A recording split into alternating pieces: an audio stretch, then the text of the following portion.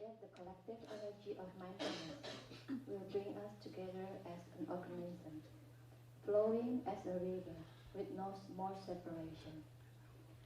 Let the whole Sangha breathe as one body, chant as one body, listen as one body, transcending the boundaries of a delusive self, liberating from the superiority complex, the inferiority complex, and the equality complex.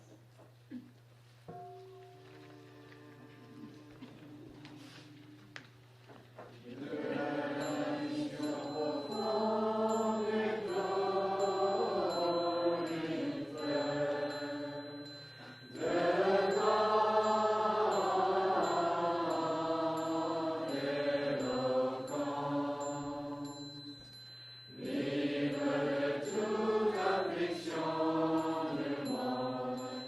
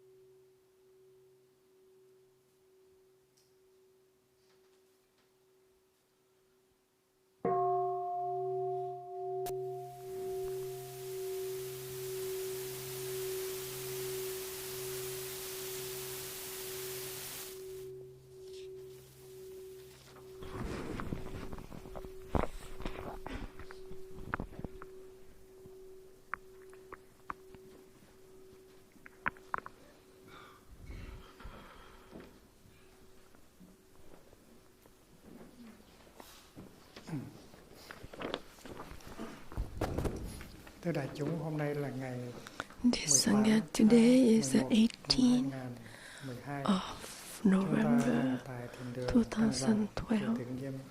We are at the full moon meditation hall in New Hamlet during our winter retreat 2012-2013. Chúng ta đã biết rằng We know already that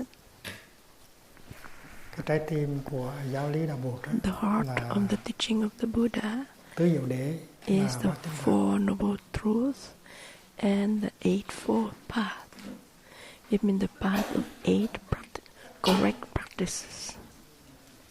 Mỗi khi mà người ta nghĩ đến đạo Bụt, people think of Buddhism, of the teaching of the Buddha, they always remember luân hồi, the reincarnation, nghiệp, karma, and retribution. Nhưng mà đó không phải những cái giáo lý đó không phải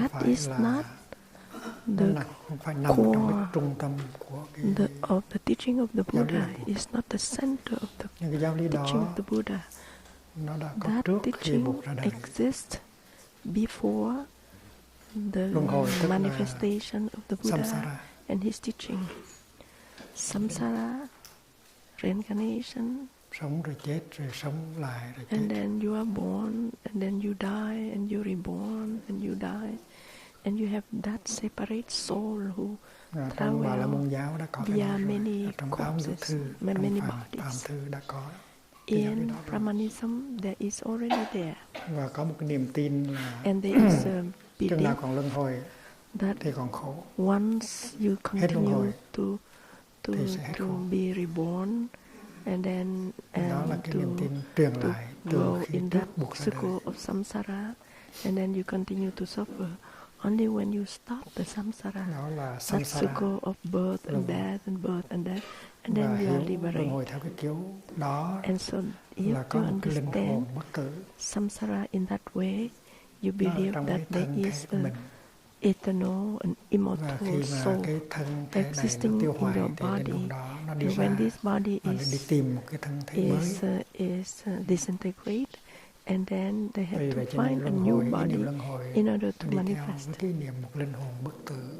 And then there is always a belief that there is an eternal soul, Về cái thời a Bà La Môn separate giáo, eternal immortal người ta soul. tin rằng Brahma And tức là linh in hồn của vũ trụ, Brahmanism, they believe còn that Atma là linh hồn the đó Brahma bị is hạn the cuộc trong eternal soul, eternal collective trong soul, thân tâm. and then Cho nên nó tạm thời bị your chia cắt với Atma is your separate cái linh soul, hồn của vũ trụ, and then của đại ngã, and so you die, của Brahma.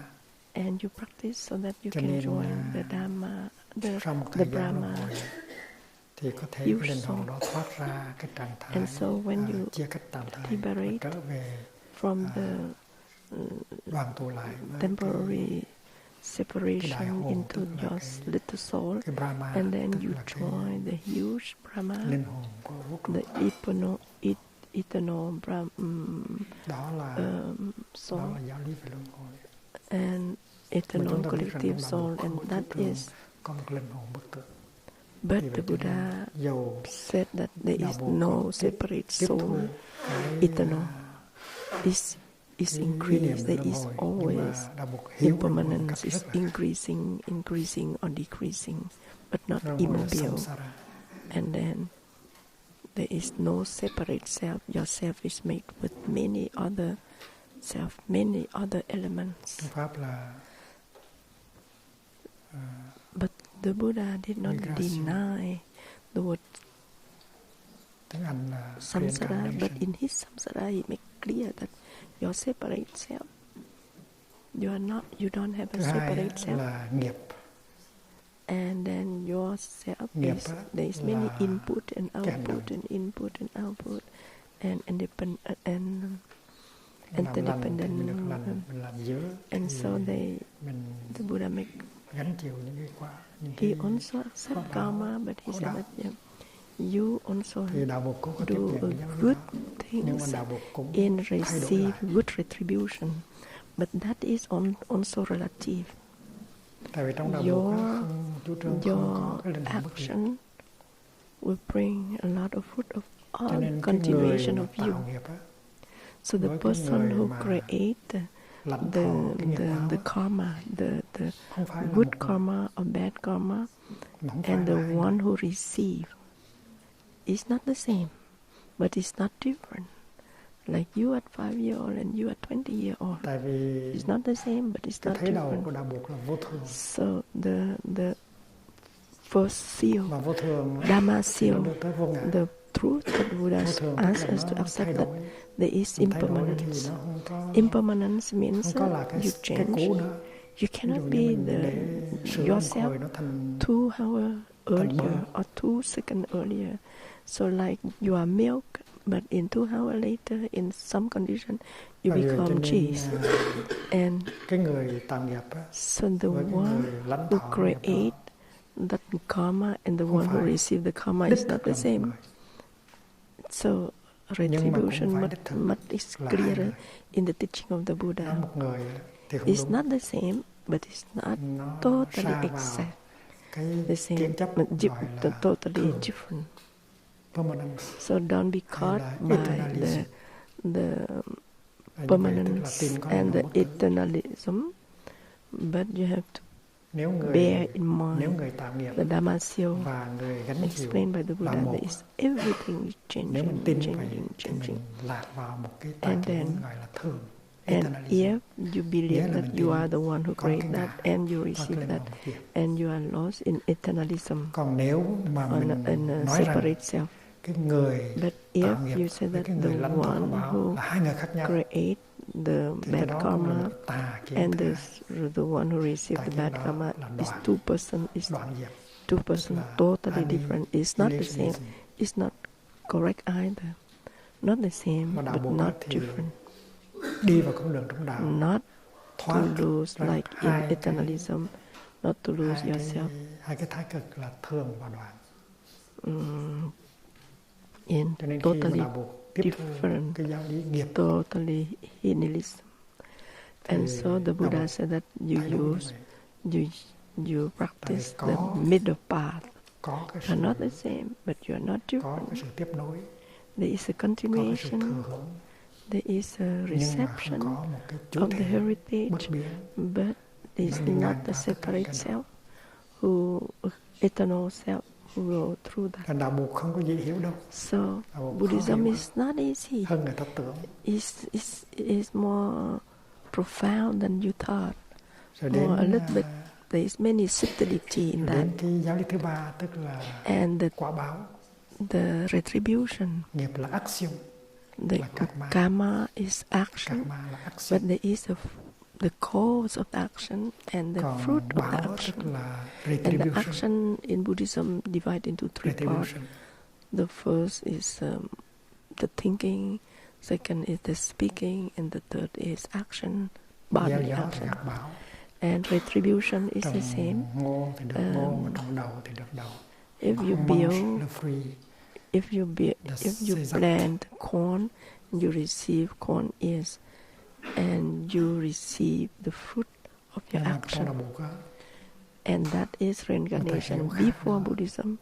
But in Buddhism, the Buddha invite you to look deeper and more profound. And the karma, the retribution, even you cause, but you receive it. But in the teaching of the Buddha, there is also collective action and individual action. Collective karma and individual karma, and collective retribution and individual retribution. In the particular, there is a collective. In the collective, there is particular. In particular, there is collective.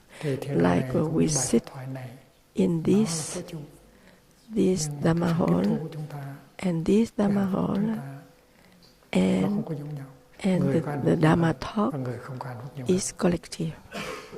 This Dharma hall, this Dharma talk is collective.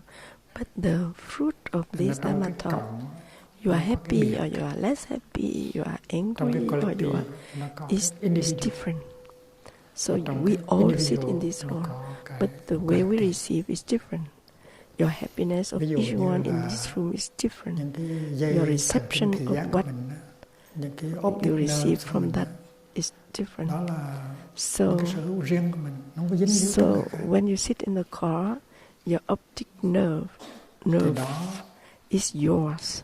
Your optic nerve is nothing to do with the person sitting next to you. But if you are a driver, and if those who sit on the same car receive the same air condition, and if you drive the car, but your optic nerve is linked deeply with others in the same car, there is, in the individual there is collective, in the collective there is individual. So you are the driver, and so your optic nerve is collective to everyone. And when something happened to the car, an accident, is also different. Some receive more hurt, more wounds than others.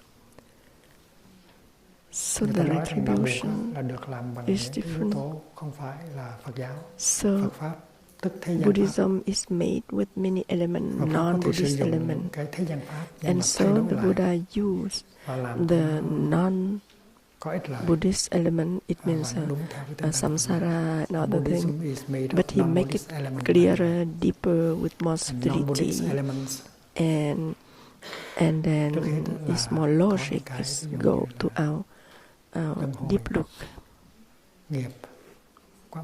retribution, karma. The Buddha receive all these that, make use of all these that, and make it deeper, clearer, with more subtlety and more logic. At the beginning, Vedantism, as well as other Upanishad teaching, they believe that the gods, the spirit, play a big role. Your happiness or your suffering depends on the will of all these gods, these spirits. And so we have to pray this high spirit. And there is a kind of caste. They call them Brahman. They are the unique people who know how to pray the spirit and to touch really the spirit. And so if they pray well and that spirit are deeply touched by these Brahma, and then it help your life better. And so all your life, your happiness, your misery depends on these spirits, and these spirits are eternal, immortal. They will never die. And that belief of Vedantism or Kinh Vệ Đà là do thần khải ra. Because Vedantism are the teaching of all these spirits.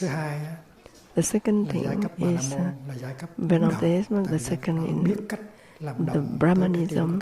Brahman people, the caste Brahman, they know how to handle well, how to touch this spirit. And the third one is the power of this prayer, this chant, evoked by the Brahmans. But when we arrive to Upanishad, is arrive later in Vedantism, because Brahmanism, Vedantism, they came from Aryans. Noble people come from the northern west, western Thay, west. Back is northwest, and they occupy everything. They govern. They force people to believe that the Aryan, the noble people are Brahman, and then after that,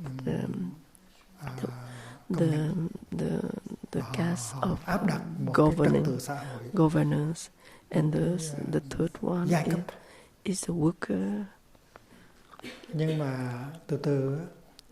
And there is low caste, X caste means they don't.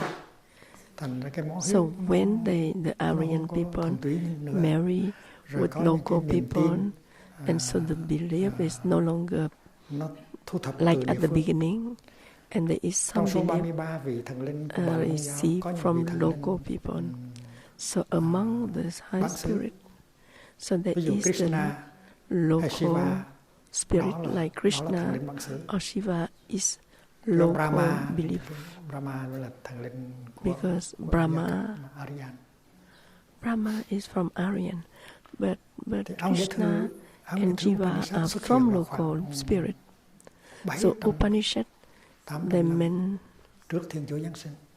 they have been created 700 years before Christ. It's only a few hundred years before the arrival of the Buddha.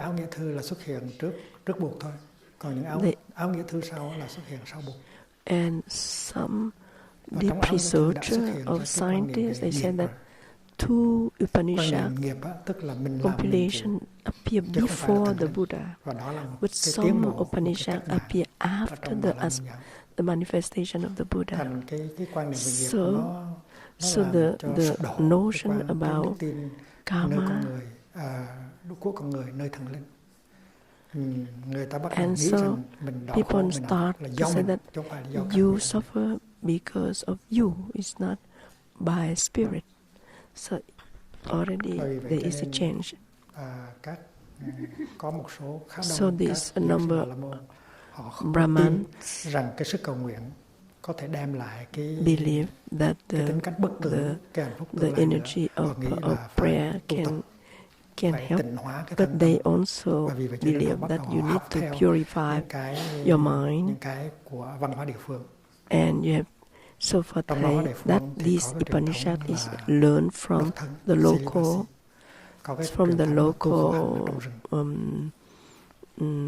qualities, local knowledge. And among this local knowledge is you are Brahmans, you live celibate in the forest. That is they learn from the local people, not from the Aryan coming from the northwest. And so they start even before the Buddha was enlightened. There is already many high monks who go to the mountain and then practice celibacy and eat in a very frugal way and so on. However, the teacher, Brahman teacher, with the local people, celibacy, asceticism, yoga, that is local people. And Vedantists, they don't have it. but they still with the Họ logo, đi tu rồi, so they nhưng mà keep họ vẫn that caste. giữ cái giai cấp của họ. Họ Even vẫn là Bà La even Môn. they Họ are vẫn cái ý thức là monastic, Bà La Môn. but they are Và nhiều người very vẫn tin aware rằng that they are giai cấp Bà Brahmanas. La Môn là giai They cấp are not cao quý nhất. other Và những người đi caste. tu theo cái kiểu đó gọi là các vị So those Brahmana, who phạm chí, practice, các vị phạm chí. and in that Phạm way they chí. call them Brahman, Phạm chí, Brahman, I think. Thì khi Bụt xuất hiện, When Siddhartha, thì with his practice appear, and the success of his practice, đồng he thời become cũng a có Buddha. một giáo phái khác xuất hiện, tức là Kỳ Na giáo. During this Jain. time, there is other Jainism. spiritual tradition, Và is những Jain, cái giáo phái này Jainism. họ tự gọi họ là Shramana, tức là sa môn. They also call Sa themselves môn khác với Shramana. Bà La Môn. Bà La Shramana Môn for them vẫn còn is tin not tưởng vào bốn different giai from cấp, Brahman. còn sa môn thì không tin tưởng bốn giai cấp nữa. Hay ai mà đi sống So cái đời sống độc thân the và tu Shramanera no tịnh one hóa believe on the và caste. thiền và yoga The Brahman, thì they là can continue to thì là không believe còn on giai the cấp nữa. caste. But Trong đầu in thì Jainism, mình gọi là các vị khất sĩ. they do not Thì believe nếu on anh that. là Bà When La you Môn, become hay là anh Shramanera, là sát đây lợi, you have anh là con nothing to vua, believe, hay là anh to là do con with dân, on the khi caste. mà anh trở thành một vị khất If sĩ, you become, một vị if you are from royal family or from sa Brahman môn, family, sa môn là when you Shramana, become Shamanera, thì and then anh đồng đẳng no longer với người caste. khác. So Shramana during là the sao? time of the Buddha, there is two spiritual Còn bên tradition: kia là Bà La the Môn, Buddha tradition các and vị phạm chí. Jainism tradition.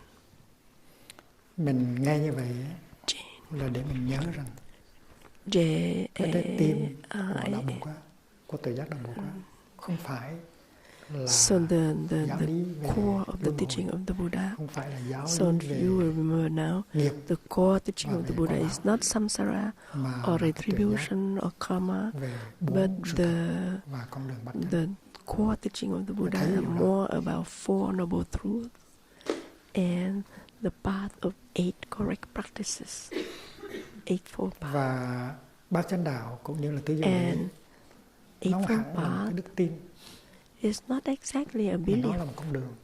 That is a path.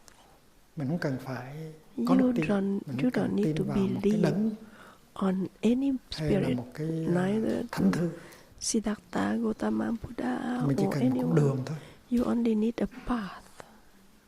Mà Đức Thích Ca là người đã And tìm the ra con Buddha đường. is the one who found that path. Và con đường And đó you là con only need đường to follow that path. bát chánh. And you Bát will chánh get đạo, bắt enlightened đầu like bằng him. chánh kiến. And you Chánh have kiến là một cái so thấy chính xác profound vision like him. And you về can cuộc đời, live happily, về free vũ trụ, like him. về con người. So the first Chánh kiến. practice is to obtain that right view. Và con đường đó And that là right con đường view, của trí tuệ. you need to have Tại vì deep cái thấy nó rất là quan understanding. trọng. Con đường của trí tuệ. Mà The muốn có trí tuệ path thì of phải understanding. phải tu mới có. That, Không and thể học in order không to mà được. obtain that right view, Phải that có deep thực tập chánh understanding, niệm, phải có thực tập chánh you định need to thì mới practice. có You train yourself to be chánh kiến được. mindful. Mindfulness all day long. And then when you are mindful, Thì you nhớ là hồi dissociate còn làm yourself cái gì with thì có học this ở person, you have more trong concentration. luật giải. And more Và nhớ hoài you có have câu là concentration, khi more mình you see làm deeper and thân deeper một and con deeper lừa hay một to con arrive to the lạc đà, full chở nặng, chở đồ rất là nặng, deep thì cái đó chưa hẳn right là khổ. view. And Những I cái người mà ngu remember si one mà không time, có con đường đi, the không Buddha biết said, đường đi, thì when những người đó somebody, mới là khổ.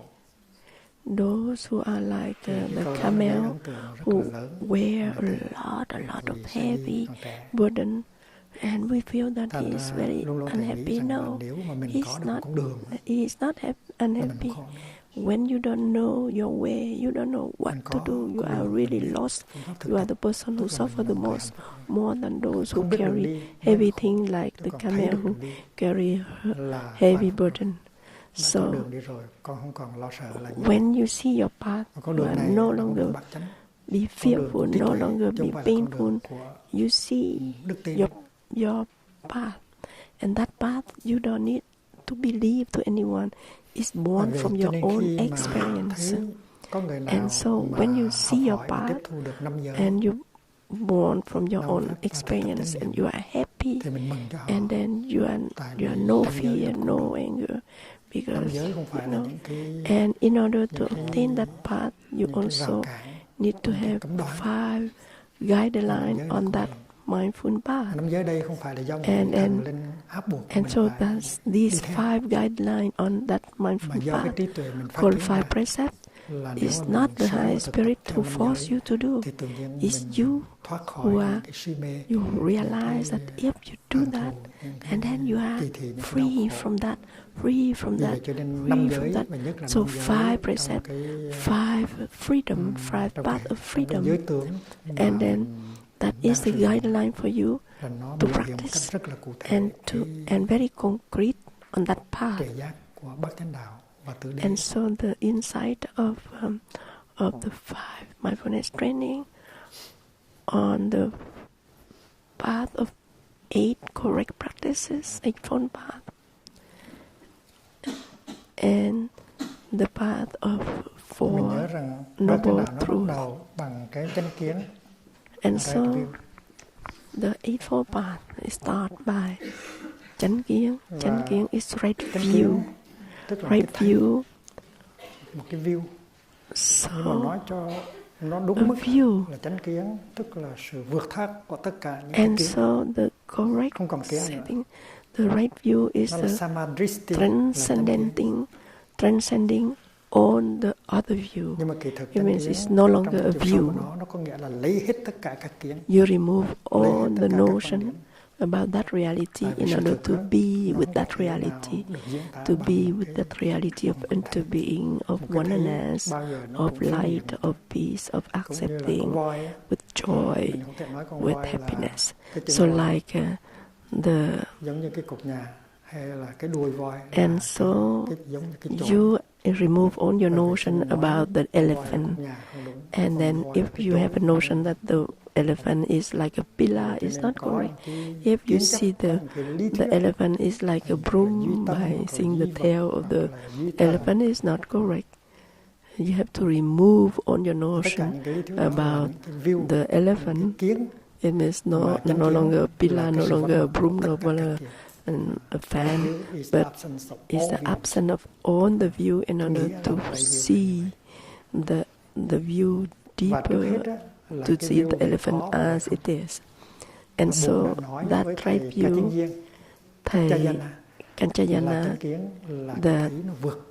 so the right view is the view who transcends the notion of yes or no, existence or non-existence.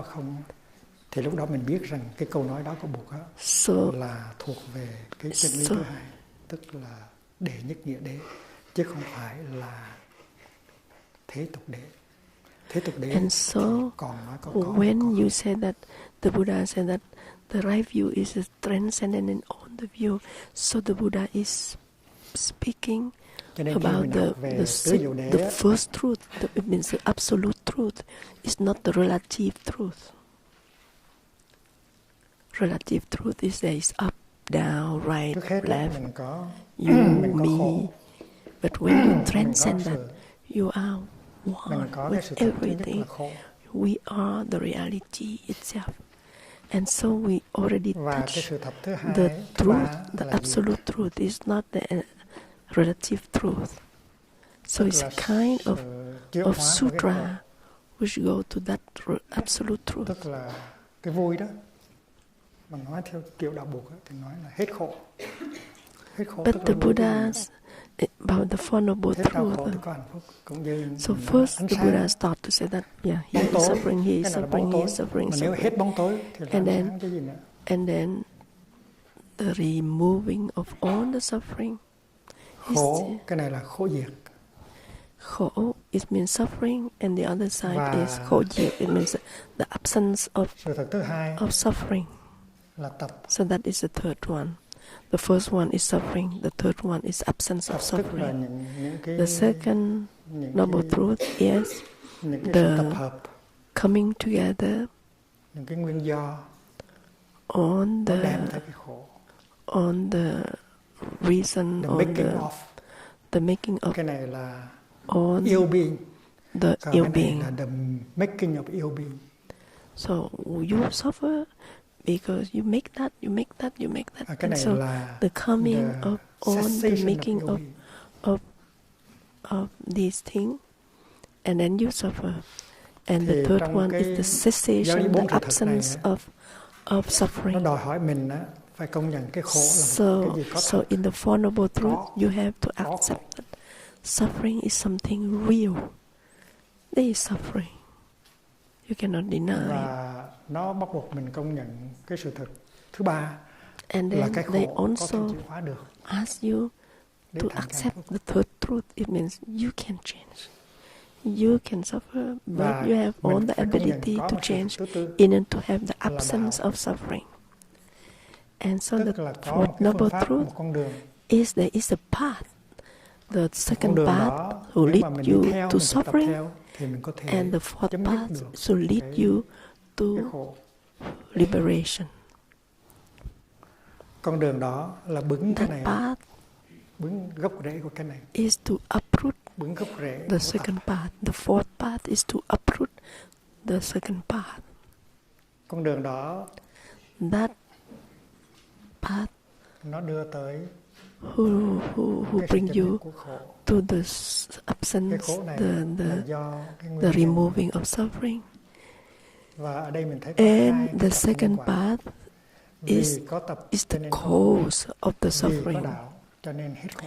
When you suffer, you Hai look cặp deep nhân quả. into your suffering, and you see that because of Và sau này nếu mà that quý finally vị I giáo thọ suffer. trẻ So muốn now thay I do đổi cái danh differently. từ thì có thể And so you change đổi that, chữ Việt này thành chữ lạc. and then Thay you vì để remove là khổ, suffering, để and thành then chữ you diệt, obtain that.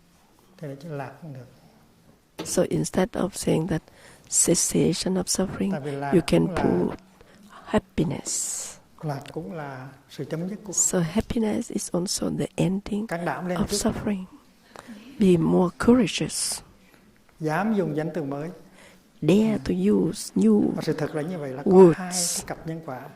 Don't Cái be nhân afraid. này á,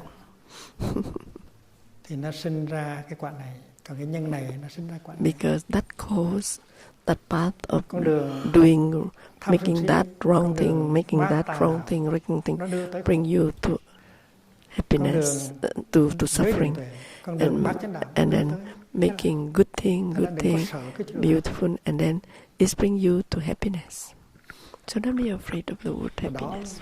là tứ đế bốn sự thật như vậy. That is a four Là diễn noble tả truth dưới cái thể described under the của sự thật ước lệ, conventional chứ không truth. phải là sự thật tuyệt đối. Sự thật ước lệ is Tại conventional vì truth. cái khổ And nó then không phải là cái lạc. because the suffering is not the Cái khổ happiness. là cái khổ thôi. Suffering is just Cái suffering. lạc là cái lạc thôi. Happiness is just happiness. Khổ đau You suffer là cái trái chống với cái hạnh phúc. because Khổ đau nó nằm ngoài it's hạnh the phúc. opposite of the fact that Hạnh you are phúc nó nằm happy. ngoài khổ đau. So happiness is Và out khi mà of nhìn như vậy suffering. mình biết rằng cái giáo lý tứ diệu đế đó là cái giáo So that lý teaching diễn bày of the theo fourth noble cái sự truth thật like that ước lệ. describe according to the conventional truth. Tức là conventional truth. Nói như vậy nó có nghĩa rằng mình có thể thấy It được means tứ diệu that đế You dưới con mắt can của cái thấy, see the four noble truth Tuyệt under tức the là đệ nhất nghĩa đế. the Ví dụ look như mình tụng kinh, of mình the tụng absolute truth. tâm kinh á, Like thì trong tâm we kinh nói là không có khổ, không có and like we tập, read không có diệt, không Prajna có đạo. Paramita, deep understanding. In that deep Như là những understanding, thực there is tại no nằm ngoài nhau, no suffering, không no khổ tập ending diệt of đạo. suffering, no end of suffering, no path, etc. Như vậy á, thì là So, tâm kinh nói một cái điều Prajna nó trái Paramita chống với Said cái something giáo lý tứ đế. against the Tại vì teaching trong tâm of the kinh Four nói Noble không có Truths. khổ, không có tập, không có diệt, không có And đạo. in the Prajna Paramita, Trong they cái đó say thì that căn bản no của giáo lý đạo suffering, Phật no là dựa trên making cái the điều suffering, no tứ đế absent the là khổ tập suffering, diệt đạo. Thì nó no có sự mâu path to thuẫn go to. It looks mà mâu thuẫn đó mình có thể giải quyết được nếu mình không có biết tiêu chuẩn gọi là tiêu chuẩn nhị đế. Đứng ở phương diện thế tục đế thì có khổ, có tập, if có you don't lạc, know có the đạo. criteria of nhị đế is true truth, Đệ nhất nghĩa đế, Paramatta, thì the không absolute có khổ, truth không có and tập, the không có diệt, relative có đạo, truth, như là the những thực thể nằm ngoài nhau. So if you don't know that, and then you say, oh, the Buddha sometimes contradict a lot, and I get Cho nên nó confused, có I một con read đường. that. And then other sutra, they said something the contrary. Nó đưa And mình so you have to từ cái sự thật tương đối, you start from the conventional truth to the absolute truth. Ban đầu thì mình đứng trên bình diện của sự thật tương đối. So at the beginning we stay on the level of conventional truth, gọi là, but we have a kind of gọi là insight, a kind of vision called từ từ mình đi từ cái sự thật tương đối, mình đi tới sự thật tương đối. Dependent Anuloma Jnana. understanding, and then you go from the dependent understanding to the absolute truth. There is a better translation than the tùy thuận trí. Then dependent tùy thuận, it means you go accordingly. Trí, it means insight. You go accordingly to that Tiếng Anh insight. là the wisdom of adaptation. The wisdom of adaptation. Adaptation is tùy thuận. Try to adapt. Go accordingly with. Adapt with. Hay là the wisdom of conformity. No. The wisdom of conformity. Try to be conformed with.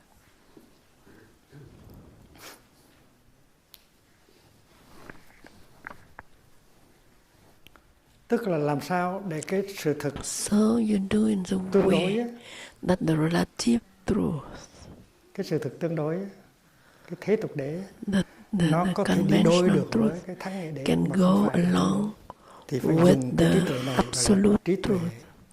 And so you need a kind of adaptation wisdom. Chúng ta hãy xét cái khoa học bây giờ đó. We try to look at the nowadays science. There's two kinds of science. Hai cái loại khoa học, hai cái truyền thống khoa học. Một cái là khoa học cổ điển, the classical science, mà được đại diện bởi and representing by Newton. Classical thì science. Newton đưa ra những cái định luật, những cái sự thật Newton give mà có thể many đem ứng dụng truths được trong cuộc đời you can use in your life. Tại vì nó là những cái sự thật. Because they are truth that you can apply into your life. Nhưng mà bây giờ lại có một cái nền khoa học mới. Nowadays there is a new mà trong nền khoa học lượng tử người ta khám phá ra những cái chân lý mà nó trái chống với những cái chân lý của nền khoa học. And sometimes they go against what Newton science và have said. Cái lý luận, and the argument, cái trí óc gọi là the rational distinction, cái logic của cái rational logic của cái khoa học cũ of the không có thể classical science để mà cannot be adapted mà áp dụng trong with cái khoa học mới được. that quantic science. Trong khoa học mới, in the quantic người ta thấy rất là science, khác. you see things Và nhiều khi người different. ta thấy vô lý. And sometimes you see that like absorb. A-B-S-U-R-B. How you pronounce? Cái gọi là chất điểm, tức là cái gọi So là like elementary particle. Elementary particle is like người ta a đặt dot, vấn đề đó but sometimes it's become like a wave, hay là một cái sóng, and sometimes it became like a dot. ông hay là một cái particle. So sometimes it's like a particle, the elementary Đứng particle. về phương diện Sometimes it be manifest as a sự thật wave. ước lệ, thì một cái So, hạt according thể to làm classical science, particle is particle, dot is dot, it's cái not hạt a nó có wave. hình tướng và nó có công dụng nó rất khác với cái So cái the hạt nó dot đứng have chỗ its form, một chỗ nhất định. Còn sống thì nó có thể có nhiều chỗ. The way ấy vậy they bây giờ have các to nhà be khoa học there. đều đồng ý với nhau rằng But cùng một cái đó mà có khi now in nó hành contact xử như science, cái hạt, many scientists agree that và có khi nó hành xử in the same time những it cái đốt sống. manifests as a wave, sometimes it manifests as a dot, a particle. Nó nói nó chỉ là hạt thì không đúng. If you say that it's a particle, it's not correct. But you say it's a wave, it's not correct. Hay là một cái particle. Wave or particle or wavicle. Thì các nhà khoa học bây giờ họ nói là wave cũng không đúng, nói particle không đúng. If we say wave is not correct, hai cái. particle, so they put wavicle. Đó là cái tên mới, tức là nó cũng là vừa hạt, cũng là vừa sống. So that is có những quan điểm như là probability. In some probability, indeterminacy, nó chứng tỏ rằng trong cái khoa học mới sử dụng cái nguyên tắc đồng nhất không có được nữa. And in the new science, you cannot use trong cái khoa học the other one. Cái A chỉ có thể là A thôi. Because in the classical science, A could be only A. This can never be B. Nó chỉ có thể là hạt. The particle is just particles, can never be a wave. But the reality is wave could be particle, particle could be wave. And so A could be B. Thì ở làng Mai mình hay nói chuyện we used to say hai that cha con. two father and the son. Father is just father, son is the son. Son is just the son, not the father. But if you look deeper, you see that in the father there are son, his son, and in the son there is the father. The son is the father. Không hẳn chỉ là A, còn là B nữa. So thì cái thấy đó là cái thấy tuyệt, cannot be nó A đưa only. từ cái sự thật A ước could lệ be B. đi So tới the cái sự thật father tuyệt could đối. be the son. Sự thật ước lệ là A là cha, chỉ là cha, con chỉ là con. So the classical science, the conventional truth is father is just father, son is just son. But in the absolute truth is son and father are one. Tương đối. You and me are one. Để mình thấy, You mình đừng thấy có and all the species on earth are one. And there is no thì hiện bây giờ khoa học cũng đang đặt câu hỏi đó. No fight. Làm sao để mình thiết lập được. So the inside they also discussing how we can adjust the conventional science with the new science.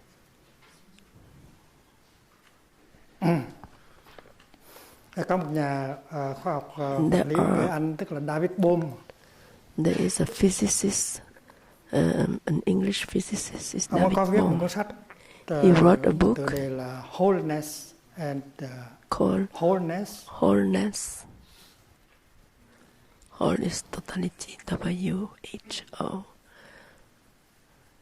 Wholeness. WHO. Implicate order. LENESS. And the implicate order. Mình có thể dịch là wholeness and cái toàn thể, the implicate order. cái toàn thể và cái trật tự nội nhiếp, So they translate in Vietnamese implicate order. Trật tự order is trật tự, nội nhiếp is implicate is go in instead of go out. Nội.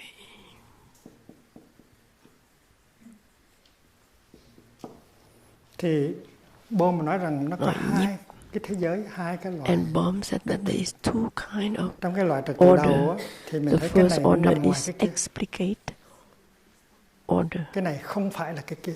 And this one is not cha the nó other. nằm ngoài con. Father is not the son. You is not me.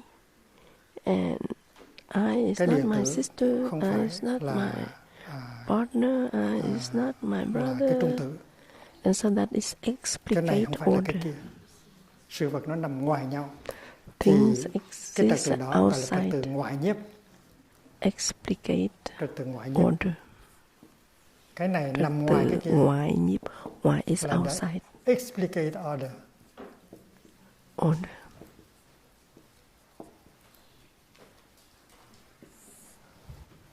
Nhưng mà nếu mà đi sâu vào quán If chiếu, you dùng cái ông có dùng cái wisdom of adaptation, use the of conformity deep look, mà ông nói rằng nếu nhìn cho kỹ theo cái nhìn see của các clearer, nhà deeper khoa học lượng tử thì thấy rằng in the way of nó khác. Of Cái the này không phải nó context nằm ngoài cái kia, mà cái này nó nằm trong cái kia. This one is not outside, but it's Và inside. cái một có thể chứa đựng cái tất cả. In one, it can contain the Thì cái thấy đó, togetherness. cái trật tự đó gọi là trật All tự is contained nội everything nó khác in với the trật tự universe. ngoại nhiếp. And so you Trong cái can trật tự ngoại see nhiếp, cái này nó nằm ngoài cái kia, in cái này không phải one, cái kia. you can see Nhưng the mà whole trong cái trật tự nội cosmos nhiếp là cái này that nằm they trong call cái kia. the Cái này cũng là cái kia. implicate Tôi cũng order. là anh. Mà những cái điều này thì đạo học Đông Phương đã tìm ra từ lâu rồi, từ 3-4 nghìn năm rồi. But in the Tatvamasi là anh là cái đó đấy. but in the wisdom of Thành ra khi mình đi ở sông they Thượng mình thấy found có người đang đi tới thì mình phải nói cái người đó thousand years already. là mình đó. Mình đã có trong người đó. And Đừng có you tưởng go đó to là người upper hoàn that toàn khác. you see someone, you have to see that tập nhìn he người đó is như là you. mình tập nhìn mình. She is you. It's not a different person. And we train ourselves to see in that way. Lần mai mình có cái ví dụ này rất là dễ hiểu, là có cái tờ giấy, có cái miếng giấy đó. In Tamil, we have illustration like the sheet of paper. There is the left side and the right side, recto, verso. Và mình nói rằng and you said that recto is not verso. Verso is verso, is not recto. Không thể nào lấy cái trái ra khỏi cái phải. You cannot remove recto from verso, from the sheet of paper. Bây giờ mình đâu có thể tới cho tôi xin cái trái tôi đem về Bắc Đô. You cannot say that give me the recto to bring to Bordeaux and then the verso to bring to Toulouse. No, you cannot. Tại vì nó nằm ở trong cái trật tự nội nhiếp. They Anh không có are thể nào lấy cái trái ra khỏi cái phải. Anh không nào lấy you thế nào cannot lấy cái remove phải ra the khỏi cái left trái. to the right, the recto from the verso. Cái đó gọi là tương đại. So that is. They into So this they is under because that is. This is because that is. Cái này có vì cái kia có. Ở The trong left, kinh nói rất là rõ. the recto Cái này exists có mặt là because tại the vì cái kia verso không có mặt. is. Cái ta mặt á không thể nào có được nếu không có The cái tay right hand can also cho nên đừng có nói exist cái ta because mặt the nó left nằm hand ngoài tay trái. exists. Sự thật là không như vậy.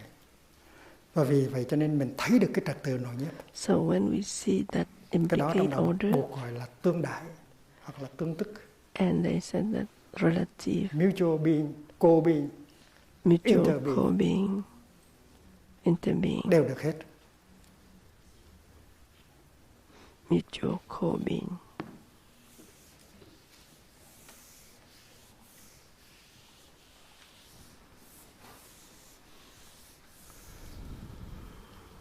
Thì cái chánh kiến trước hết á, So the right là cái view, thấy first of về all, trật tự ngoài nhiếp. is Cái này ở ngoài cái the kia. view about the Nhưng mà nếu mà quán chiếu cho sâu sắc từ từ order. But thì if you look đi deeper tới and cái deeper, trật tự nội nhiếp. slowly you Tức là mình arrive thấy rằng to cái the này nó nằm trong cái kia. implicate Cái này không thể lấy ra khỏi cái kia được. You cannot remove that from others. Vì vậy cho nên khi mình học They về are 4 sự thật tứ diệu đế, mình phải When thấy you learn that có hai Four cách, Noble Truths, có you hai have cách to have để mà two thấy way cái giáo lý of tứ diệu đế. see the teaching of the eight Có các vị thầy paths trong quá khứ đã nói of rằng Four Noble Truths. trong 4 cái sự thật đó, Some một sự thật teachers said that in thuộc the về tánh among và the 3 sự thật four thuộc về tướng. Four Noble Truths, three belong to Khổ Tánh. Tánh means substance, means ultimate là hữu vi, dimension. là một pháp hữu vi. And one belong to the Tập là một pháp hữu vi. tướng, means Diệt là một pháp vô vi, là niết bàn. Và đạo là một pháp hữu vi. So Và vì vậy cho nên trong 4 sự thật á, thì sự thật thứ ba là thuộc về vô vi. The third one, some other teachers also said that is Còn the 3 cái unconditioned sự thật khác truth, là nó thuộc về while hữu the vi. other belong to the và có nhiều thầy conditioned truth. dạy tứ diệu đế như vậy lắm. And many diệt teachers Niroda là niết bàn, nó là thuộc về vô vi. and Và còn ba cái khác, khổ, tập, diệt đạo, Niroda là mean vi. extinction is belong to the implicate or the Và to chúng the ta có nhiều người absolute nghe truth. theo, nhưng chúng ta thấy nó rất là khó hiểu. Sự thực á, In là fact, vị for thầy đó Thay, không có theo cái phương pháp gọi là tánh tướng biệt quan. they don't follow Tánh tướng biệt quan quý vị the học rồi principle bước đầu đó. tánh tướng biệt quán. Tức là the separate investigation of Separate investigation the of the noumenal reality. and the phenomenal. So, phenomenal and noumia.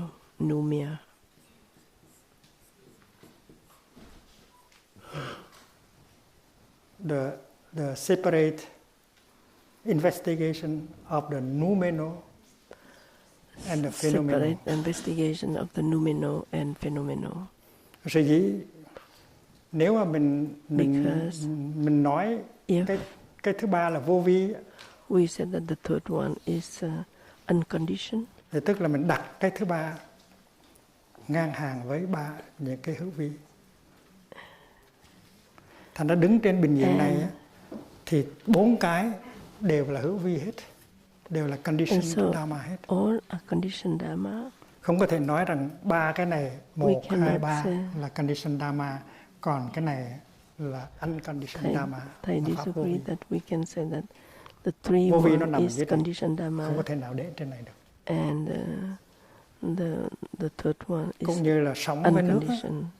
So Thay ở trên đại dương nó is có more những cái appropriate on his drawing. It means the four belong to the explicate order. But if you use your adaptation mind, slowly you look deeper and deeper, and you see the four belonging to the ultimate dimension. Lên như là một đợt sóng thì không có được. Cũng như nói về Thượng Đế, nếu nói Thượng Đế tức là like you speak about God, and you say that God is the ground, the foundation of all the manifestation.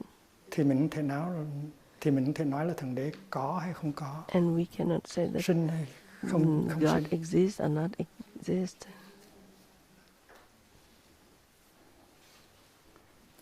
Ví dụ như là mình có một người mẹ nó sinh ra đứa con thì cái đó là sinh, tạo ra đứa con, có cha có mẹ tạo ra đứa con. So mà nói Thượng Đế tạo ra vũ trụ theo cái kiểu đó là không có đúng. Give birth to a child. Thượng Đế tạo ra vũ trụ theo cái kiểu mà cha mẹ sinh ra con không có đúng. Tại vì nếu mà nghĩ như vậy thì mình đem cái tướng lên trên bình diện của cái tánh, đem cái tánh lên bình diện của cái tướng. Mình không có theo được cái nguyên tắc của tánh tướng biệt quan. Separate investigation of the phenomenal and the noumenal. Cho nên khi mà mình thấy có những cái bộ luận mà dạy mình rằng trong bốn cái sự thật này, một sự thật nó thuộc về vô vi và 3 sự thật kia nó thuộc về hữu vi, thì mình biết rằng cái vị thầy đó không có tuân theo cái nguyên tắc gọi là tánh tướng biệt quán. And they don't. If we see some book, some commentaries book, vì vậy cho nên cái khổ ở đây là cái khổ tương đối, và cái lạc ở đây là cái lạc tương đối. Ban đầu thì mình thấy rằng cái khổ nó không phải là cái lạc, cái A không phải là cái B. So first at the beginning we have to see that A is A. Cái khổ nằm ngoài cái lạc. Your suffering, cái lạc nằm ngoài cái khổ là cái mình thấy đâu. Is different from your happiness. Thế gian. Nó là cái thế that của is the relative, conventional. The relative view is conventional view. Nhưng mà dùng cái trí gọi là trí tùy thuận và quán chiếu thì mình thấy rằng not happiness. Hai cái đó nó tương tức. Không có cái này thì không có cái kia. Không có cái khổ, không có cái trái thì không có cái mặt. Cái khổ và cái vui nó cũng vậy. Left and right is not different. Nếu không có cái khổ thì không có cái vui. Without Đó là suffering, you lý cannot tương đại, đó là enjoy lý happiness. You lý cannot tương tức. even understand what means happiness.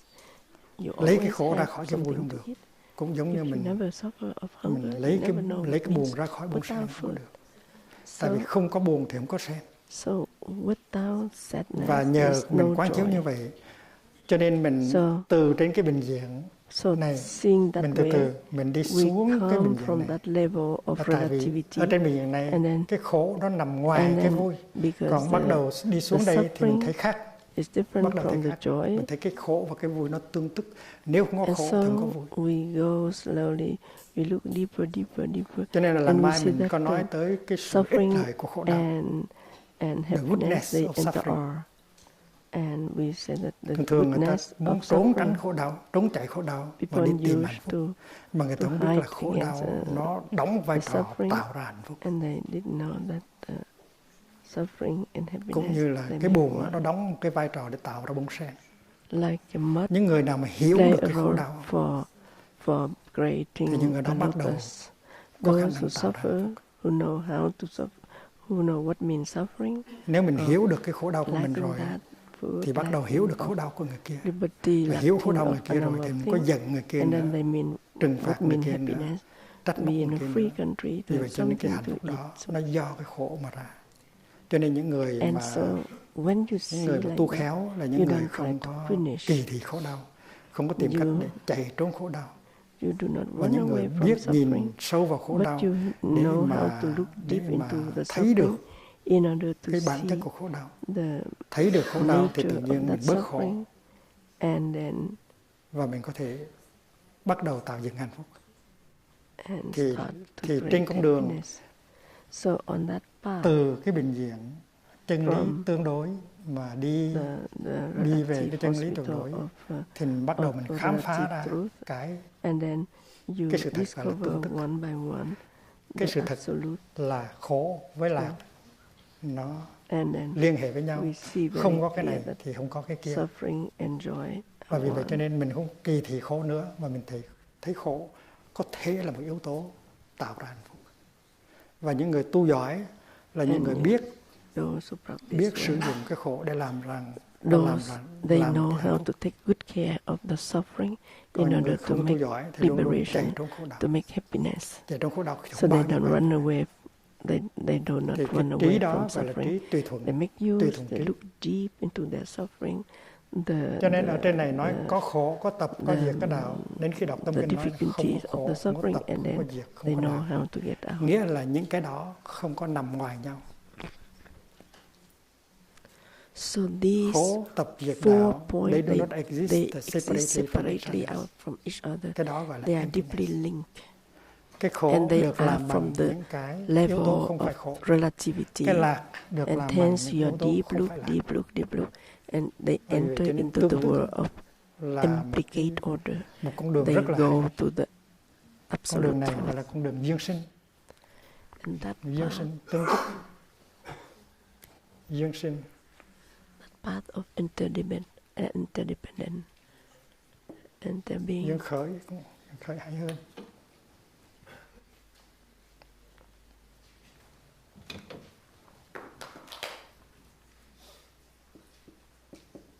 Tương tức.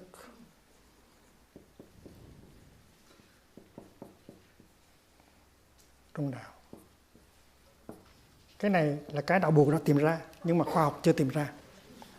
Khoa học đang cố gắng thiết lập sự liên hệ giữa cái khoa học cũ với khoa học mới. Nối kết hai cái loại sự thật.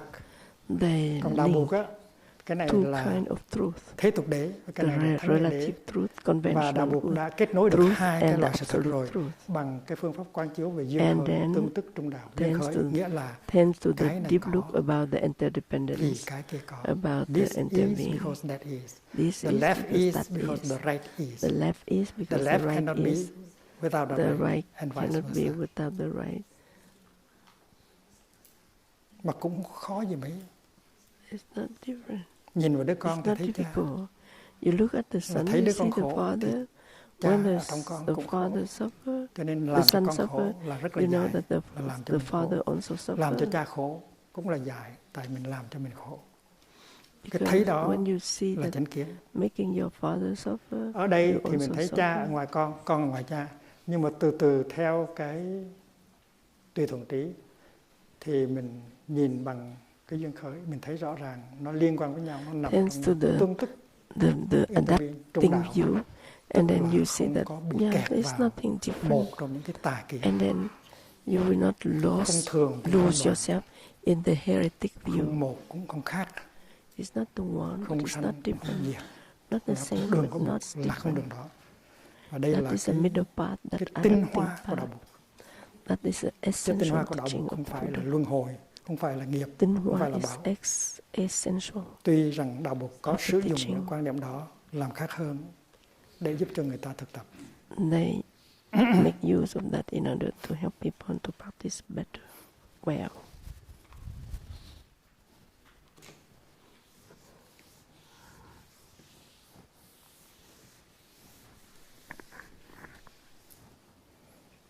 Thành ra đại chúng phải nhớ một cái là khi mà mình học một cái gì đó, mình quan tâm cái gì đó, phải theo hai cái nguyên tắc mà mình đã học trong cái buổi ban đầu, là phải theo cái phương pháp tánh tướng biệt quán. Tánh tướng biệt quán means và cái phương pháp hai loại chân lý. Đừng có lầm lẫn cái thế tục đế với and cái relative truth. Don't mix up. Và khi mình hiểu tứ đế Relative theo thế tục đế thì nó khác. Và mình phải hiểu tứ đế theo đệ nhất nghĩa đế là khác. Và khi Bụt nói là cái thấy chánh kiến là vượt thoát cái thấy có và không, cái đó là thắng nghĩa đế đó. And then so when the Buddha và khi mà tâm kinh nói rằng không khổ, không tập, không diệt, không đạo, đó là thắng nghĩa đế. The transcending of all view. Cho nó không có làm sụp đổ cái thế tục đế. Nó đi sâu vào cái thế tục đế. They do not destroy. They do not destroy the relative không có làm sụp đổ cái They look deep in order to see the coming together, the transcending. Cho nên mình là người hành trì, người hành giả, thì mình bắt đầu bằng cái chỗ này. So you are practitioner start by your relative truth. Với con mắt của you see your suffering. Mình phải thấy rằng and you look cái khổ và cái vui the coming nó of all these rằng nếu không thể hiểu được cái khổ, hiểu được nguyên do cái khổ thì không có thể nào tìm ra được con đường đưa tới sự an vui. You are determined to do differently, more skillfully, in a different way, and then you arrive to the absence of that unskillfulness, that suffering, and then you arrive to the happiness. Phổ Đà lên viết vài câu kệ. So now we start to learn some sutra.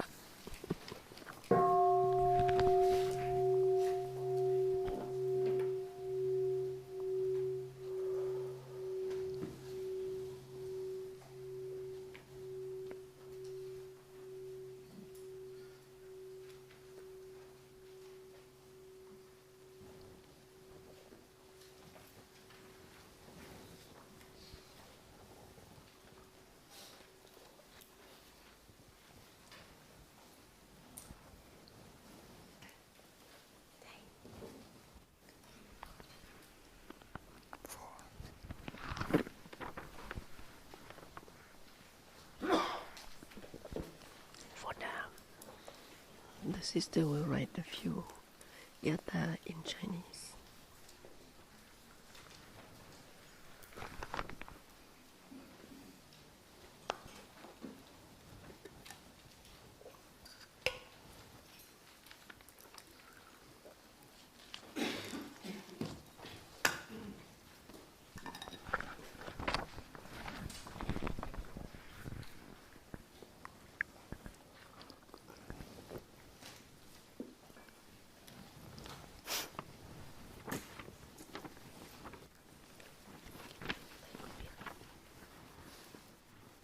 Có thể mượn bạn chữ Hán.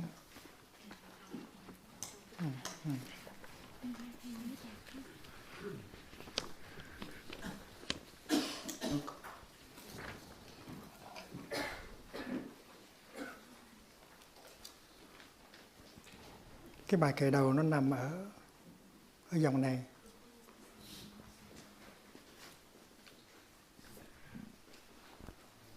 Nó nằm ở cái The hàng chữ first Hán gatha thứ ba, đó là bài đầu. is the Và Sư Cô Đà third. đang viết bài đầu. The Cái bài third thứ hai á là Chinese line. nó bỏ cái kế nữa. And the second Rồi bài thứ hai gatha nó nằm đây. is at the.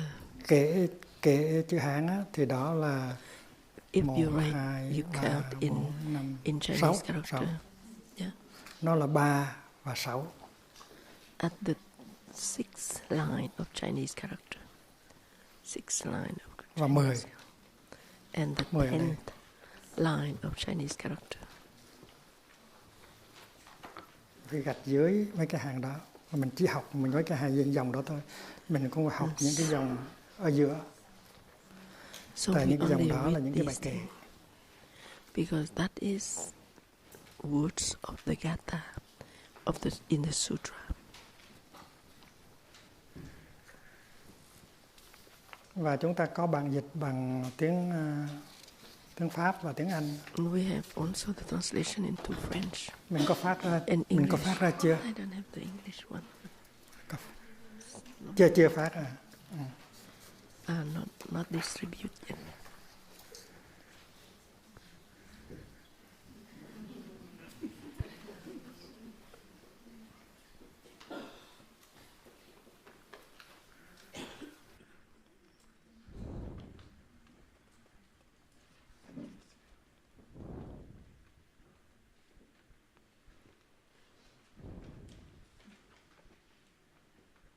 Đây là bản dịch tiếng Pháp của cái bài kệ đầu. It is unreasonable to think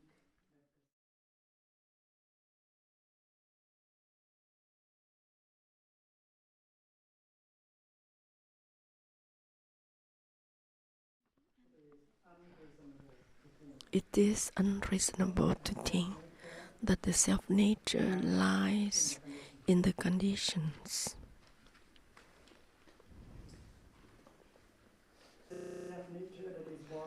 A self-nature that is born from condition would be something that is made.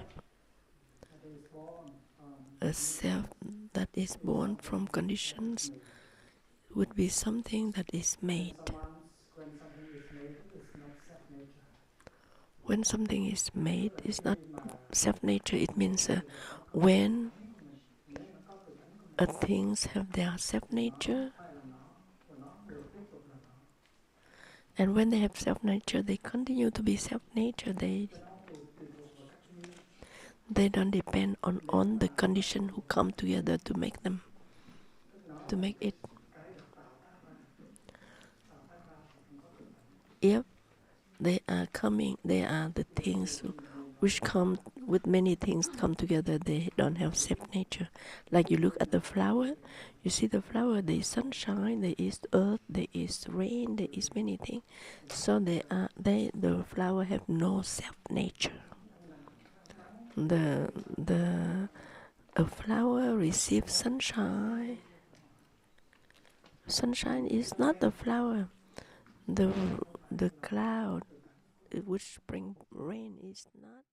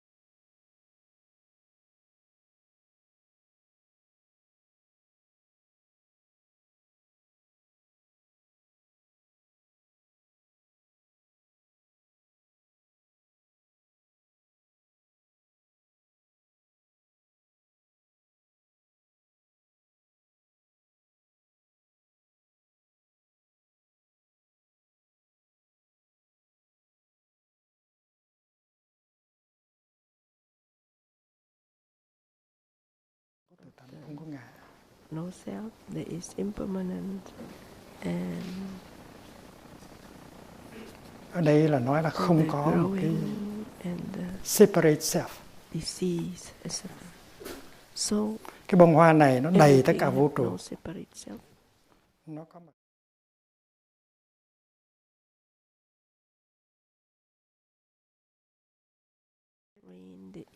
Nhưng mà nó không có cái sự có mặt riêng. Nó không có tự tánh. Tự tánh là self nature. Và nếu không có tự tánh thì không thể nói nó thực sự là có. Nó có một cách tạm bợ, nó có một cách giả. Tiếng Việt gọi là giả hữu. Giả hữu, không có tự tánh.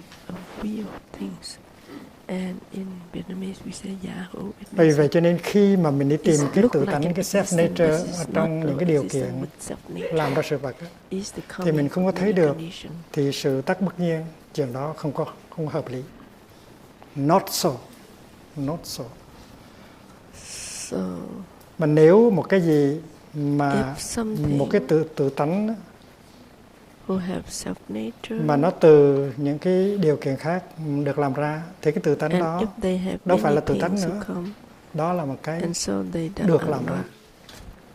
That is something that is made. It has no self nature. It is unreasonable to think Tiếng Pháp that the la nature propre des choses est dans la condition. Ce n'est pas logique. Ceci n'est pas logique. La nature propre des choses est dans la condition. Ceci n'est pas logique. Si la nature propre est née de la condition, alors c'est une chose produite. Và khi mà làm một cái chose produite rồi thì đâu có phải là nó có tự tánh được. Không có cái tự tánh. It does not make a sense to say that the self nature is something made. The nature of something is not made. It does not demand mình dịch ra văn xuôi như thế này. Nói rằng tự tính của sự vật đã có mặt trong các duyên. Điều này không đúng. Nói rằng tự tính của sự vật đã có mặt trong các duyên. Điều này không đúng.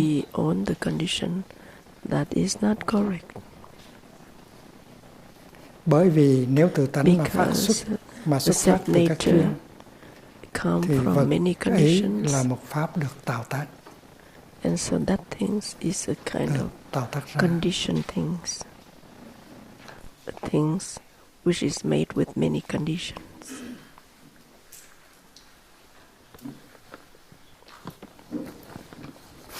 Nói rằng tự tính của sự vật đã có mặt trong các duyên.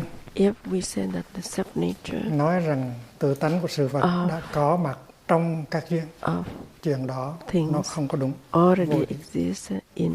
Nếu mà tự tánh từ các duyên mà đi ra thì như vậy cái sự vật đó là do các pháp đó là được tạo tác ra. Đó là bài kệ thứ nhất.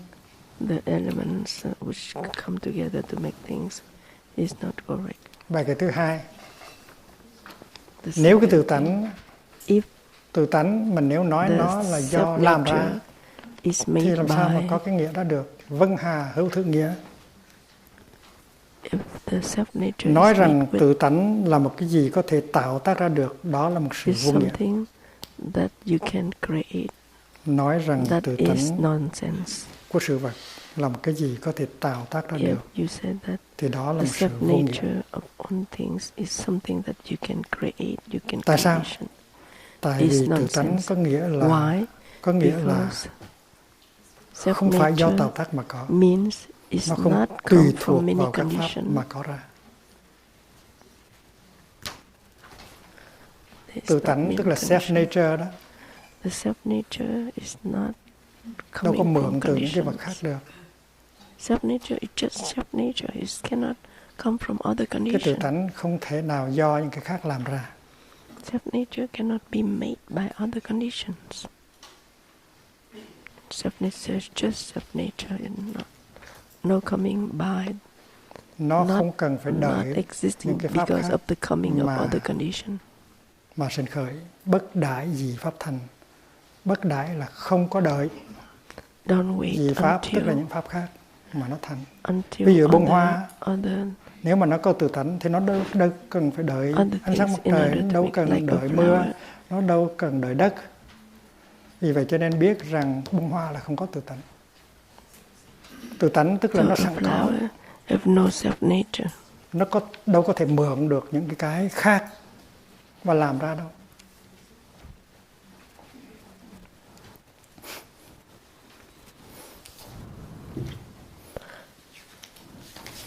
Tiếng Pháp, si les choses n'ont pas de nature propre, elles n'ont pas non plus. La nature propre est une chose produite, ceci n'a pas de sens. La nature propre est une chose produite, ceci n'a pas de sens. La nature propre doit être non produite et ne dépend de rien pour être là. Should not be dependent at anything. Phải là một cái gì không được chế tác ra, và tự tánh là không có tùy thuộc vào một cái So gì the khác self-nature do not depend on anything.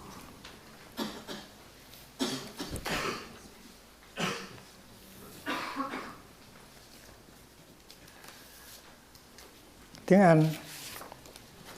In English, it does not make sense to say that the self-nature is something made. That the self-nature is the something nature, made. The self-nature of something cannot be made. Self-nature is something made. It does not demand the presence of other phenomena in order to arise. Other phenomena in order to arise. Tự tánh là như vậy. Cho nên mình biết rằng tất cả các pháp là vô tánh. We know that all the things are conditioned. Không có gì bí hiểm lắm đâu. Nothing mysterious. Không có gì bí hiểm lắm đâu. Đứa con nít không có tự tánh. Tại vì nếu đứa con nít nó có tự tánh thì nó là đứa con nít hoài. Tại sao nó trở thành ông già được? Baby all her life. But so if sữa không có tự tánh, nếu sữa có tự tánh thì nó là sữa hoài. Tại sao nó trở thành ra bơ? And milk have no self-nature because with the time, with some condition, milk become butter, milk become cheese. So self-nature is something truthful and continuously keep that self-nature. And keep that self-nature.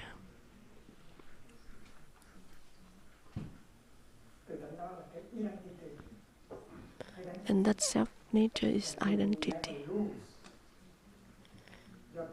If you have your true identity and then you never lose it. If you have but because true you identity, are changing all the time, there is no real identity. So the Buddha a baby said there's no does real not identity have because everything must identity. Under Because the three seals, that the baby is becoming independence, an old person. Impermanent, non-self. Và nếu có tự tánh thì làm sao mà trở thành cái khác được? Em bé làm sao trở thành người già được? Cho nên nhìn cho kỹ thì thấy không có tự tánh, không có identity, không có absolute identity. Sans nature propre. Everything, no. Mà cái tự tánh đó đi tìm ở nơi những cái điều kiện làm ra nó cũng không có được, mà đi tìm ngay ở trong bản thân nó cũng có được. Vì vậy cho nên nó là nhất thiết pháp vô tánh, tất cả mọi cái đều không có tự tánh. Nghĩa là không có ngã, không có gì hết, không có cái ta riêng biệt. Il n'y a pas de self, big self, even collective big self. Il n'y a pas de nature propre, il n'y a pas d'identité séparée. Cái hoa mình nói là nó có đó, nhưng mà kỳ thực là nó nương vào những cái khác mà có. Và cái hoa nó không có thể nào từ mình có mặt được. Nó nghĩa là nó không có tự tánh cái gì đâu. Không có tự tánh nghĩa là không có từ mình có mặt được. Phải dựa trên những cái khác để có mặt.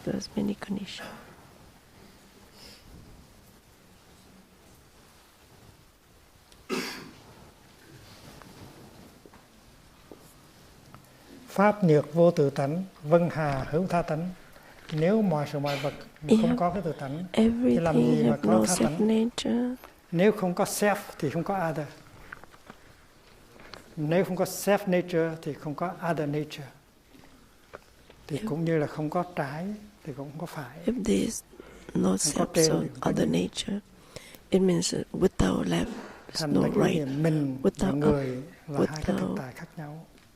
Nó là một cái low. tà kiến.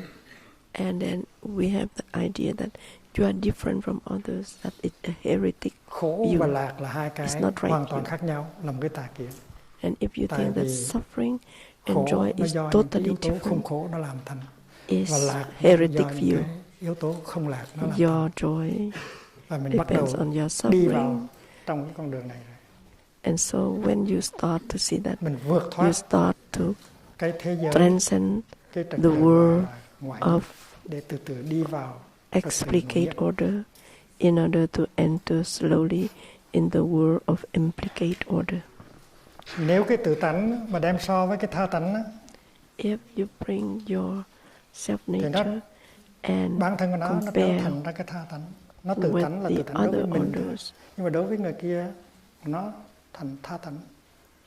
so Mình là mình đối với mình self thôi. nature Nhưng mà đối với người khác, with you, mình là một but you người khác. become nature of other in Thành nature ra of cái ý other niệm person. về self and other So the idea là of cũng là self những cái and ý niệm others sai lầm. are only a wrong. Nhìn cho kỹ thì thấy notion. self nó nằm trong other. If you Và look cái deep other nó into nằm trong the self.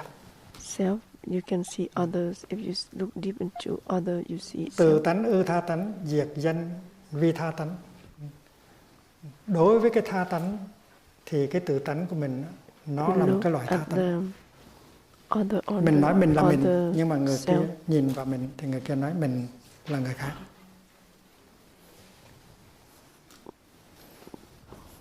Cái này rất là đơn giản. It's very simple, but I cannot translate. Nó gì cả. It doesn't make sense to say that the self nature is something made. The nature of something is not made. If it's not demand the presence of other phenomena in order to arise. If phenomena does not have a self nature, there cannot be another nature. The self nature of this thing is other nature than other things. The fourth gatha now. Without self nature and other nature, how can we have a phenomena? Only with self and other nature nếu không có can Dharma be possible. Nature, nếu không có tự tánh, if there is no self và nature, nếu không có tha tánh, and if there is other nature, nếu không có cái này without that, như là một thực tại độc lập, và nếu không có cái kia như một thực tại độc lập, other things, thì làm sao mình nói là like sự vật nó thật sự đang có? And so how you can say that? Làm sao mà nói rằng các sự vật nó thật sự nó có? Now.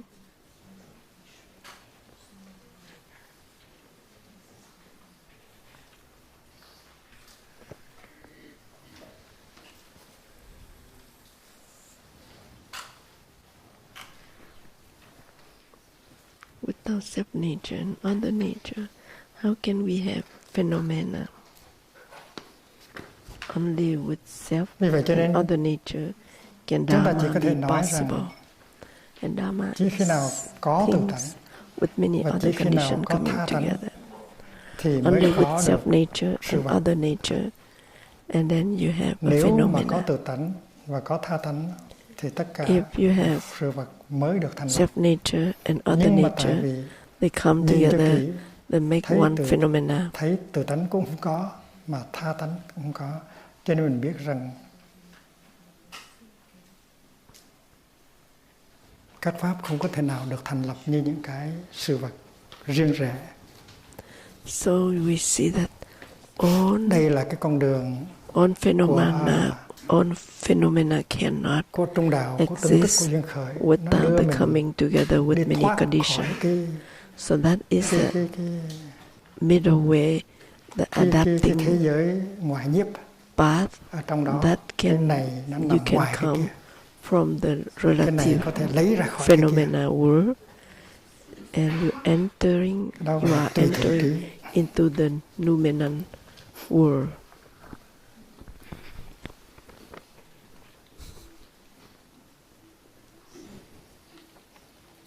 Ngoài tự tánh, outside of self-nature and other nature, lìa tự tánh tha tính, làm sao còn có pháp? How you có can make a tự tính tha tính, phenomena? các pháp mới được thành. So you have to need self-nature plus other nature in order to have one phenomena, two phenomena. Seulement avec la nature propre et la nature d'autrui que les choses puissent exister. Without self-nature and other nature, how can we have a phenomena? Only with self and other nature. Only with self-nature and other nature, how can we have phenomena? Only with self and other nature can Dharma be possible. Chắc phải phát ra cho thiên hạ cho rồi. You can distribute to each one who have a copy.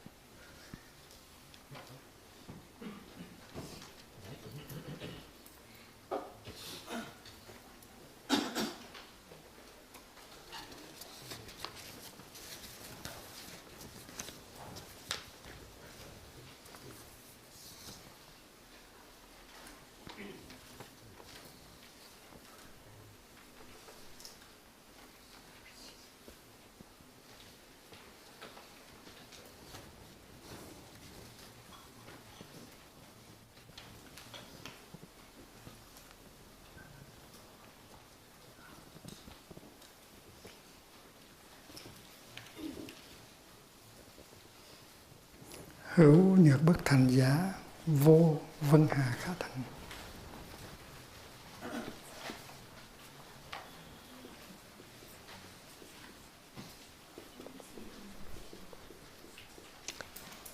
When there is no possibility of being, how can non-being be possible? Đây là bài kệ thứ 5. It's the fifth gatha. When there is no possibility of being, how can non-being be possible?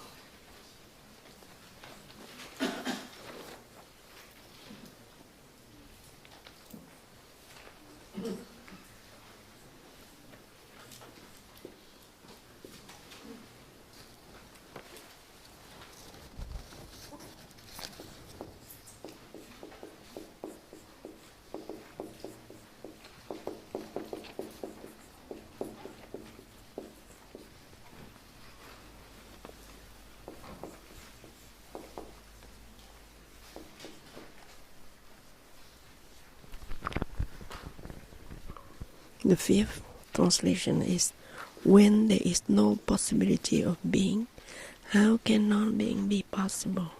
Only when there is being can it end and become non-being.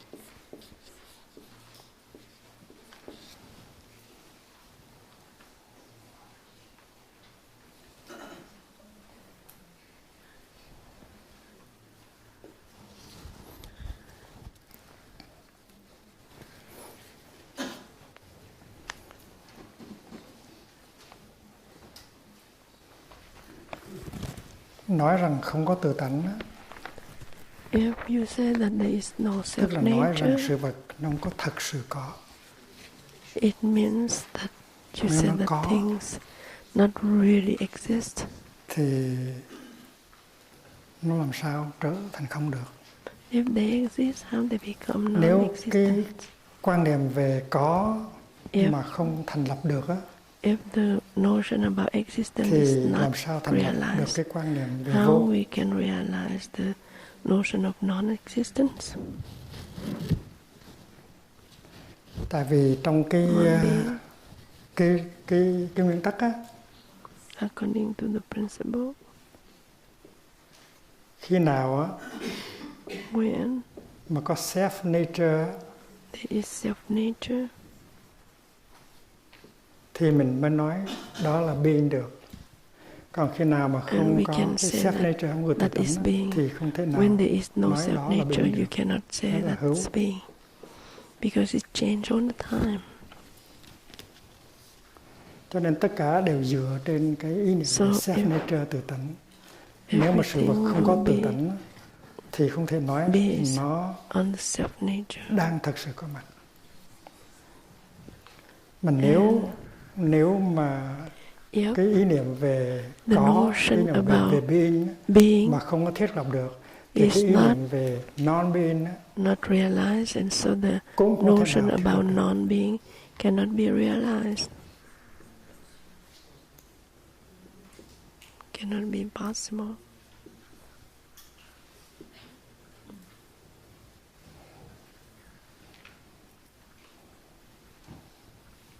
Cũng không thể thiết lập được. Thành ra những cái bài kệ này là một cái loại, là một cái is a kind of, những cái bài kệ này của thầy Long Thọ of Nagarjuna is to giải help thích cái câu nói của Đức Thế Tôn đối với thầy Ca Chân Viên. The teaching of the Buddha Ca Chân Viên nói rằng about right view là cái thấy nó vượt thoát cái ý niệm hữu và vô. Chánh kiến, it means right view is a view to transcend all the notion, transcend all the notion of being and non-being. It's kind of dialectics to demonstrate that to the Buddha, the teaching of the Buddha about right view.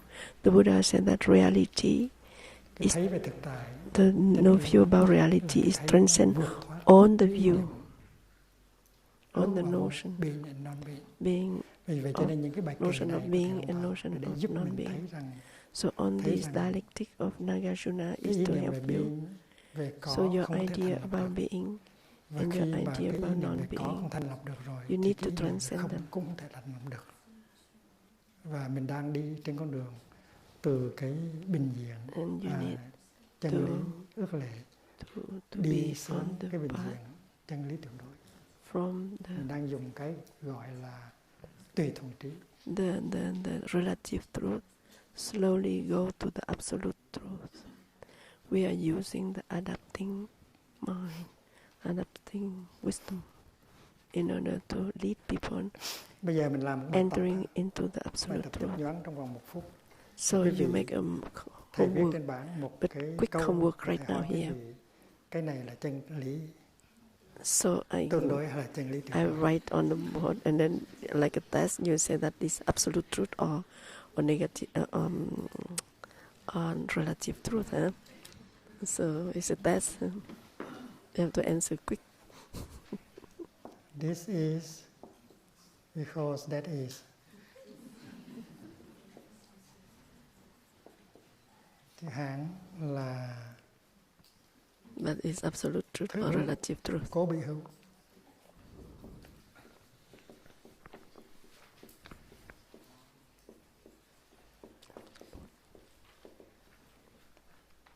Thứ vô cố bị vô. This is not. That is not because that is not. Because that is not. So test. Câu này rất là nổi tiếng. That is very famous. Cái này là đạo lý duyên khởi. Because it's in the cái này Ayama có Sutta. Cái có.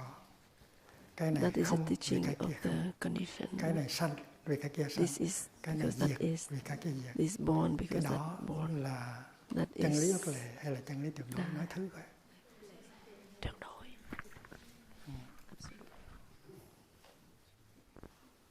Thiệt không? Chắc không? Thầy said, are you sure? Absolute truth. Đứng trên nguyên tắc á, in principle, thì nó có cái this và cái that. And because it's that, hai cái khác nhau. and it's two different. Có phải như vậy không? But Và hai there's cái the khác word nhau. is. Và cái này nằm ngoài cái kia. So it's and Khi mà Bụt nói this rằng is different from cái that. này có vì cái kia có, So it means thì là Bụt relative, because Thay trying to argue có with công me. nhận là cái này là cái này, cái This kia là is, cái kia, this, that is. cái này nó nằm ngoài cái kia nó nằm ngoài cái này. Thì Bụt cũng bắt đầu bằng cái chân lý So the Buddha tương đối start vậy, by relative, like thế tục lệ. this and Và Ngài that cũng có is dùng supreme. chữ hữu và vô. The Buddha don't use the word being and non-being. Trong khi cái chân lý tuyệt đối của Ngài á, mà Ngài Why? nói á, chánh kiến á, là nó vượt thoát hữu vô. Mà trong câu nói The này right view is Ngài dùng transcend. luôn And in this có sentence chữ hữu và he chữ used vô. the Tức là word Ngài công nhận có cái this being and và that. cái non-being. Và cái So the this and Buddha that. Thì accepts rõ ràng there là is câu a nói this này á, and that. là câu nói nó diễn bày cái sự thật So ước lệ. Có phải vậy không? it look like it's Nhưng mà coi chừng transcend the conventional cái truth, đó but là be, duyên khởi. Và mình đã bắt đầu được buộc but be dẫn careful. thoát cái này. Cái đó là tùy thuận. Tuy là nó là cái, Even there are tuy this nó là cái and that, it chân look lý like two, but ước lệ. Cái cách but dùng it chữ is, it và những cái ý is. niệm, vẫn dùng những cái ý niệm ở phía trên này. Nhưng mà cái này bắt đầu cho mình thấy được cái tin tức. But you see already Tức là mình bắt đầu the thoát being. ra khỏi cái kia rồi đó. Tuy rằng mình đang còn mang những cái ý niệm Even you về can có, still về không, carry cái này, cái kia. the Nhưng mà mình đã bắt đầu notion rời this khỏi cái này and đi that. vào rồi. Cái đó gọi But là because there tung is túc, being, duyên khởi. it means they have that Thì chính cái này nó cho mình thấy rằng đạo Bụt đã đi trước. being. That Đạo is Bụt đã to đi trước show that mấy ngàn năm. Buddhist, the Và Buddha đã is thiết lập have được known một cái earlier liên hệ, than một cái sự the tiếp nối giữa scientists sự thật tương nowadays. đối It means và sự thật he tương đối. already link the Tại vì relative khi mình nói truth to thứ the hữu có absolute bị hữu, truth. thứ sanh có bị thứ vô có bị vô, là mình đi vào cái sự thật duyên khởi và tương tức rồi, và mình bắt đầu thoát ra khỏi. Tuy rằng vẫn dùng cái danh từ đó, vẫn dùng cái ý niệm đó, nhưng mà danh từ đó, ý niệm đó nó giúp cho mình thoát khỏi cái danh từ đó, thoát khỏi cái ý niệm đó. Ví dụ như khi mình nói You use that cha this có trong con, and that, but because the word is, and then it thì help tuy rằng you mình to dùng cái transcend danh từ cha, this and that. mình dùng trong từ con, So you said that thấy cha nó khác với con. Nhưng mà kỳ thực khi mình nói in cha the có trong son, con, là bắt đầu thoát and the ra khỏi son cái ý is in niệm the cha father. chỉ có thể là cha, con chỉ có thể là con. Thì cái đó là cái hay của đạo Bụt á. Tức là dùng cái tùy thuận trí đưa mình tới cái so that danh từ, cái wisdom chân lý ước lệ, đi is tới cái chân lý tuyệt đối. lead you from the relative truth to the absolute truth.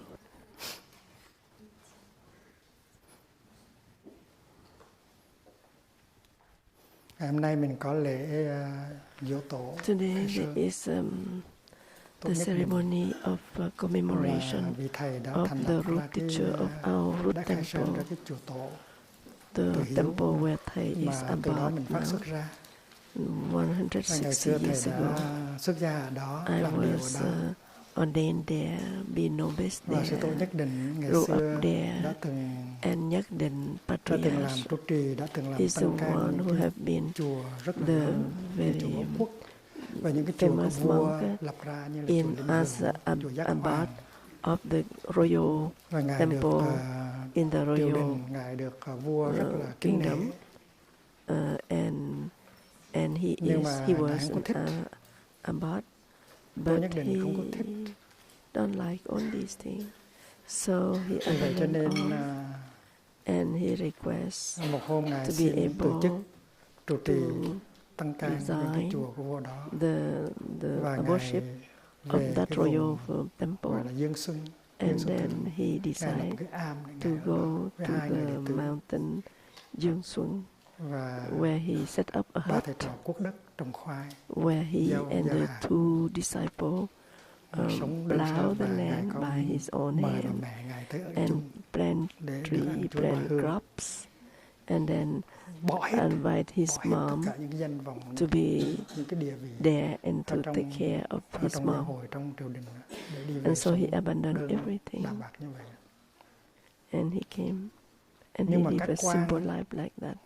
But và all các the vương thần vẫn tới high thăm Ngài, officer still đều come and visit him. và cúng dường. Ngài nói thôi, đừng And cúng they dường want Ngài, to offer tôi muốn him sống đơn giản như something. vậy thôi. They offer money, they offer Và có material một to số build các a vị big cứ suốt temple. ngày, He nếu mà Ngài disagreed. muốn thì chúng con có thể làm cái chùa tại đây. Nhưng mà Ngài nhất And định they là said không that có làm if chùa. you want, Ta we đã can trống build a chùa, huge trốn chùa temple rồi thì here. tại sao He mà said phải that no, làm I chùa? already Nhất định escaped from being about Và a Ngài big ở cái temple. am đó gọi là I am am dưỡng am. determined to Am become tức là yên, only là in bình charge an, of dưỡng that tức là little hut nuôi, with my 2 novices, and with tức là Thich, mình muốn được nuôi I'm dưỡng bằng able cái sự bình an. to take care of Chứ my còn ở own trong mother. triều đình, ở trong cái giai cấp, And you ở want to trong be cái xã free. hội, ở trong cái vòng And thế tục kia, mình không có we don't được feel nuôi dưỡng bởi cái an lạc, cái hòa bình. by Cho nên that cái absolute truth. thức của Ngài làm bằng So tranh, bằng tre, gọi là an dưỡng am. So his hut Và is called An Dưỡng. Am is hut. An is và peace. đến khi Dưỡng Ngài is nourishing. tịch rồi đó, So thì only vị when đệ he tử passed của away that Ngài, his disciple accept. thiền sư Cương Kỷ Cương Kỷ mới start chịu làm to chùa. Các quan nói accept phải làm chùa đi. to build Vì vậy cho a nên có chùa temple. Từ Hiếu. And that is Có chùa why Từ Hiếu we cho have the nên mới có temple. mình. And thanks to the temple Từ Hiếu, Cho nên we hôm are nay here. mình I am the continuation of đi that thiền hành về, temple, mình sẽ of the patriarch of that temple, lấy and cơm. you are my continuation. Và And mình so sẽ mời after tổ walking meditation, and ngồi then xuống we ăn come cơm back chung với and we mình. take Trước khi our ăn cơm food, thì and mình we sẽ invite him to sit mình sẽ on đọc together lời chúc with tán. us, and we eat together with him. Và mình sẽ đọc và nói một vài lời về cái công hành của tổ. And we say a few words about him. Nhất định, Nhất định, nó có nghĩa là it cái means thiền định the về concentration, oneness. the oneness of concentration. Meditation, concentration on oneness. Tức là không có cái separation. Meditation, concentration on oneness, no separate.